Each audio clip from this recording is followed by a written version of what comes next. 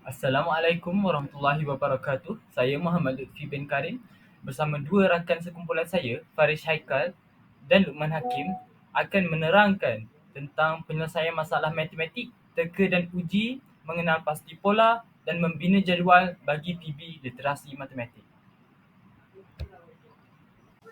Bagi kumpulan kami memilih model Polya. Model Polya adalah model atau metod yang direka oleh George Polya, iaitu seorang pakar matematik. Model Polya ialah satu pendekatan sistematik untuk menyelesaikan masalah matematik yang terdiri daripada 4 tahap. Yang pertama ialah pemahaman masalah. Memahami masalah dengan membaca dengan teliti, mengenali data dan menetapkan objektif. Yang kedua, merancang strategi. Merancang strategi sebelum pengiraan, mungkin dengan mencari corak atau merinci langkah-langkah. Yang ketiga, melaksanakan strategi. Melaksanakan strategi dengan melakukan pengiraan dan mengikuti langkah-langkah yang dirancang. Dan yang akhir sekali, menyemak semula jawapan. Menilai hasil, bertanya adakah jawapan ini munasabah, betul menyelesaikan masalah dan adakah cara lain lebih sesuai untuk menjawab soalan ini. Model ini memberikan pendekatan sistematik untuk menyelesaikan masalah dalam matematik. Bagi soalan yang pertama, seorang pelajar perlu mengumpul sebanyak RM100 untuk membeli buku baharu. Setiap hari, pelajar tersebut mendapat RM30 sebagai wang saku. Beliau menggunakan RM10 sebagai perbelanjaan hariannya dan menyimpan wang selebihnya untuk buku tersebut. Pada hari keberapakah pelajar itu dapat menyimpan wang secukupnya untuk buku tersebut? Langkah pertama bagi menjawab soalan tersebut ialah yang pertama kita perlulah memahami masalah. Masalah di dalam soalan ini ialah kita perlu cari pada hari keberapakah pelajar itu dapat menyimpan wang secukupnya untuk buku tersebut. Kita perlu kenal pasti maklumat-maklumat yang diberi di dalam soalan bagi membantu kita untuk menjawab soalan tersebut. Maklumat yang diberi di dalam soalan tersebut ialah yang pertama, jumlah yang perlu dikumpul. Jumlah yang perlu dikumpul oleh pelajar tersebut ialah RM100. Yang kedua, jumlah wang saku yang didapati pada setiap hari. Jumlahnya ialah RM30. Yang ketiga, jumlah perbelanjaan harian. Pelajar tersebut membelanjakan RM10 pada setiap hari. Dan perkara yang kita perlu cari ialah bilangan hari sehingga wang yang dikumpulkan oleh pelajar tersebut cukup untuk membeli buku tersebut. Langkah kedua ialah kita mestilah merancang strategi untuk menyelesaikan masalah tersebut. Strategi yang pertama ialah kita mestilah menentukan cara penyelesaian masalah yang sesuai untuk digunakan bagi menyelesaikan soalan tersebut. Bagi soalan ini, saya menggunakan strategi membina jadual. Yang kedua, kita mestilah menganalisis pendapatan dan pengeluaran harian bagi pelajar tersebut. Dan yang ketiga, kita mestilah menghitung wang tersimpan harian pelajar tersebut supaya kita dapat mengetahui pada hari keberapakah pelajar tersebut dapat mengumpul wang yang cukup untuk membayar buku tersebut. Bagi langkah ketiga untuk menyelesaikan masalah ini, kita mestilah melaksanakan strategi penyelesaian. Saya membina jadual untuk mendapatkan gambaran yang lebih jelas untuk menyelesaikan masalah ini. Untuk memberikan pemahaman yang lebih baik, kita membuat jadual yang memperlihatkan perubahan harian dalam pendapatan, pengeluaran dan jumlah wang yang tersimpan bagi pelajar tersebut. Dengan menggunakan jadual, kita dapat menyimpulkan bahawa pelajar itu dapat menyimpan cukup wang untuk membeli buku tersebut setelah 5 hari. Sebagai contoh, jadual yang telah dibuat, pada hari pertama, pelajar tersebut dapat menyimpan sebanyak RM20, hari kedua RM20 dan seterusnya hinggalah ke hari yang kelima. Jumlah wang yang pelajar tersebut dapat simpan ialah sebanyak RM100. Langkah yang keempat ialah menyemak semula jawapan. Yang pertama, kita mestilah membuat perbandingan harian. Kita mestilah perhatikan perbezaan harian dalam jumlah wang yang tersimpan. Dalam contoh ini, setiap hari pelajar tersebut menyimpan sebanyak RM20. Yang kedua, pengeluaran harian. Kita mestilah ambil perhatian terhadap jumlah yang digunakan untuk perbelanjaan harian. Dalam hal ini, pelajar menggunakan RM10 setiap hari. Yang ketiga, jumlah yang diperlukan. Perhatikan jumlah wang yang diperlukan untuk mencapai matlamat, iaitu sebanyak RM100. Yang keempat, frekuensi pengumpulan. Kita mestilah menghitung berapa kali pelajar perlu menyimpan wang dengan cara jumlah yang diperlukan bahagi jumlah yang tersimpan setiap hari. Dalam contoh ini, 100 dibahagikan dengan 20, kita akan dapat 5 hari. Dan yang kelima, ketepatan jawapan. Pastikan jumlah hari yang diperoleh ini setuju dengan jawapan yang telah diberikan sebelumnya yang menggunakan jadual tersebut. Baiklah, seterusnya saya akan sambung dengan soalan yang kedua. Jadi untuk soalan ini, saya akan menggunakan strategi penyelesaian masalah iaitu teka dan uji. Soalannya berbunyi seperti ini. Sekolah Ahmad ingin mengadakan lawatan pasca UPSR ke Zoo Negara. Bilangan pelajar dan guru pembimbing yang mengikuti lawatan tersebut adalah seramai 50 orang.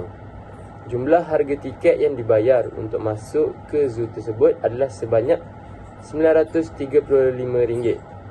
Jika harga tiket kanak-kanak dan dewasa masing-masing berharga RM18 dan RM25, berapa ramaikah guru pembimbing dan pelajar yang pergi ke lawatan tersebut? Baiklah, untuk menyelesaikan soalan ini, kita akan menggunakan kaedah Folia. Jadi dalam kaedah Folia terdapat 4 strategi yang perlu kita guna untuk selesaikan sesuatu masalah. Jadi yang pertama adalah memahami masalah. Yang kedua, merancang strategi. Yang ketiga, melaksanakan strategi. Dan yang terakhir sekali adalah semak semula. Jadi kita bergerak ke langkah yang pertama, iaitu memahami masalah. Jadi daripada soalan kita dapat tahu bahawa jumlah orang yang mengikuti lawatan tersebut adalah 50 orang dan jumlah harga tiket adalah RM935. Seterusnya daripada soalan kita dapat tahu bahawa harga tiket bagi seorang kanak-kanak, iaitu pelajar, adalah sebanyak RM18 untuk satu orang dan tiket untuk seorang dewasa adalah RM25. Jadi apa yang kita kena cari sekarang ni adalah berapa bilangan kanak-kanak yang pergi, pelajar yang pergi dengan bilangan guru pembimbing yang pergi ke lawatan tersebut. Jadi selesai untuk strategi yang pertama, iaitu memahami masalah. Dan yang kedua adalah merancang strategi. Jadi untuk soalan ini kita akan menggunakan kaedah teka dan uji. Jadi untuk menggunakan kaedah teka dan uji ini, kita perlu menetapkan bilangan orang dewasa dan kanak-kanak. Seterusnya kita buat pengiraan. Sekiranya setelah membuat perkiraan kita tak dapat jawapan, iaitu jumlah harga keseluruhan tiket RM935, kita boleh ubah step satu. Okey, seterusnya adalah melaksanakan strategi. Jadi daripada soalan ini saya dapat keluarkan, saya menggunakan 5 kali cubaan kaedah teka dan uji. Jadi cubaan pertama adalah dengan membuat 25 bilangan pelajar dan 25 bilangan guru. Jadi jika 25 bilangan pelajar dan 25 bilangan guru yang pergi ke lautan tersebut, saya hanya perlu untuk mendarabkan harga tiket kanak-kanak dengan bilangan 25 orang pelajar dan tambah dengan RM25 iaitu harga tiket orang dewasa dengan 25 orang guru. Jadi total yang kita akan dapat adalah RM1075. Jadi kita masih tak dapat jawapan. Seterusnya kita pergi cuba untuk cubaan yang kedua, iaitu dengan menggunakan 30 orang pelajar manakala guru sebanyak 20 orang. Jadi kita guna balik sama seperti yang di atas, RM18 iaitu harga tiket kanak-kanak darab dengan 30 bilangan pelajar. Lepas tu ditambahkan dengan RM25 iaitu harga tiket orang dewasa, didarabkan dengan 20 bilangan orang guru. Jadi bila total RM18 darab 30 dengan RM25 darab 20, kita akan dapat harga RM1040. Jadi masih belum dapat jawapan. Jadi kita cuba guna cubaan yang ketiga. Kita buat cubaan yang ketiga, iaitu dengan menggunakan bilangan 35 orang pelajar dan 15 bilangan guru. Jadi 18 darab 35 tambah dengan 25 darab dengan 15. Jadi total kita akan dapat 1005. Masih lagi belum dapat jawapan. So kita guna cubaan yang keempat. Cubaan yang keempat saya buat 40 orang pelajar dan 10 bilangan guru. Jadi RM18 darab dengan 40. Hasil daripada jawapan tu kita tambah dengan RM25 darab dengan 10. Jadi jumlah harga tiket yang kita dapat adalah RM970. Masih belum dapat jawapan, tetapi hampir dekat dengan jumlah harga tiket yang ada dinyatakan dalam soalan, iaitu RM935. Seterusnya kita guna cubaan yang kelima, iaitu saya buat 45 orang pelajar dengan 5 orang guru. Jika anda perasan, bilangan pelajar dan guru ini saya tambah dan tolak menggunakan pola 5. Jadi cubaan pertama 25 orang pelajar, cubaan kedua jadi 30, cubaan ketiga 35, cubaan keempat 40, cubaan kelima dan seterusnya. Jadi untuk cubaan kelima, saya buat 45 orang pelajar dengan 5 orang guru. Jadi harga tiket seorang kanak-kanak iaitu RM18 didarabkan dengan 45 bilangan orang pelajar, bilangan pelajar. Kemudian harga tiket orang dewasa iaitu RM25 didarabkan dengan 5 orang guru.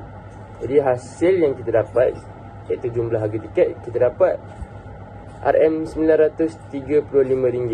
Jadi RM935 itu sama dengan apa yang dinyatakan di dalam soalan. Jadi jawapan yang saya dapat adalah 45 orang pelajar dan 5 orang guru pembimbing yang akan pergi ke lawatan tersebut. Jadi seterusnya kita bergerak ke strategi model Polya yang keempat, iaitu semak semula.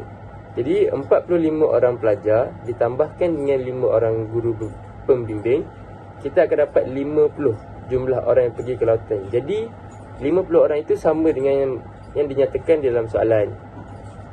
Dan kita kira semula 45 orang pelajar itu didarabkan dengan harga tiket kanak-kanak iaitu RM18, kita akan dapat RM810. Dan 5 orang guru pembimbing itu kita darab dengan harga tiket orang dewasa iaitu RM25 seorang, kita akan dapat RM125. Jadi RM810 itu kita tambah dengan RM125, kita akan dapat RM935. Jadi betul jumlah harga tiket yang dibayar oleh guru-guru dan pelajar sekolah Ahmad adalah sebanyak RM935. Jadi itu saja daripada saya. Baiklah, bagi soalan ketiga, saya akan cuba menyelesaikannya menggunakan penyelesaian masalah mengenal pasti pola. Baik, saya akan membaca soalannya terlebih dahulu. Kelas bermula pada pukul 7 pagi. Setiap satu waktu akan mengambil masa 60 minit.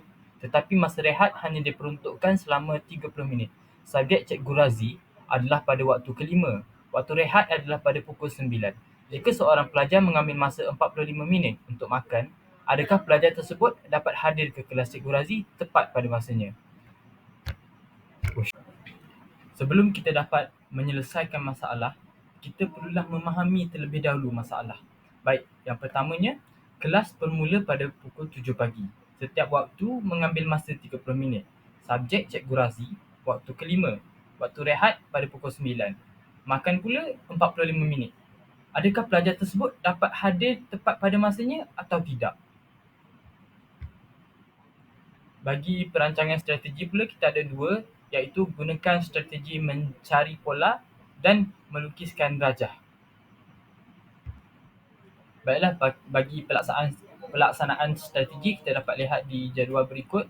Pada waktu yang pertama, pola masa menunjukkan 7 pagi dan polanya menaik sebanyak 60 minit menjadikan masa 8 pagi apabila kelas itu sudah habis. Waktu kedua pula bermula pada 8 pagi dan habis pada waktu 9 pagi. Waktu ketiga ataupun waktu rehat bermula pada waktu 9 pagi dan berakhir pada 9.30 pagi. Waktu keempat pula bermula 9.30 pagi dan berakhir pada 10.30 pagi.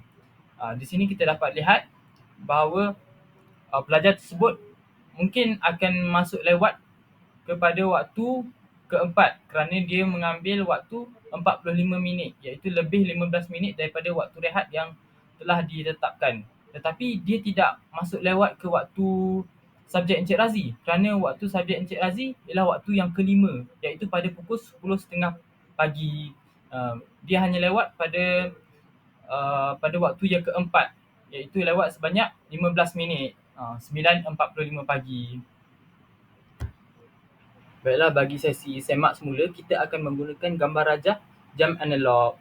Gambar rajah yang pertama menunjukkan waktu pertama bermulanya kelas, iaitu pada pukul 7 pagi. Dan gambar rajah kedua, waktu kedua bermula, iaitu pada pukul 8 pagi. Gambar rajah ketiga, waktu rehat bermula pada pukul 9 pagi. Dan gambar rajah keempat, waktu keempat bermula, iaitu pada pukul 9.30 pagi. Dan gambar rajah kelima menunjukkan waktu kelima bermulanya kelas, iaitu pada pukul 9.30 pagi. Kesimpulannya di sini, pelajar tersebut sempat ke kelas Cikgu Razi tepat pada waktunya kerana kelas pada waktu kelima bermula pada pukul 10.30 dan bukan pada 9.30.